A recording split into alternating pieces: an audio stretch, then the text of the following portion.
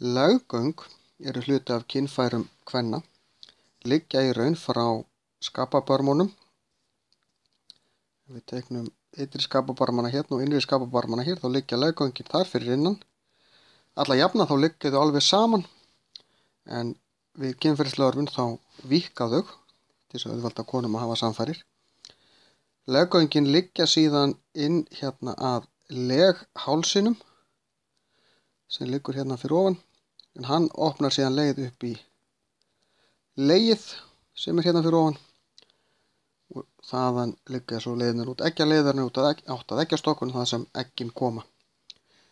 Við samfarir þá er tippið sem stendur út í loftið sett inn í leggöngin og skakað fram og tilbaka þangað til karlinn fær fullnægingu, konan vonandi líka, en þá fer sæðið hérna inn í endan og á þess vegna leið hérna upp.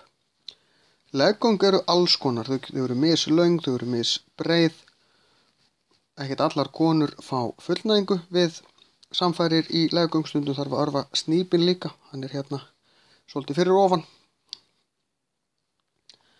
En leggöngin, það getur verið alls konar lykt í þeim, það fer svolítið eftir hvað konur borða og það þarf að þrífa það sem kemur hérna út.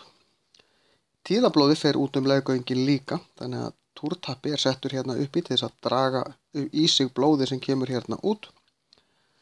En leggöngin eru leið inn í líkamann, þannig að þetta er í raun staður sem er til dæmis ekki mjög góður fyrir sáðfrumur.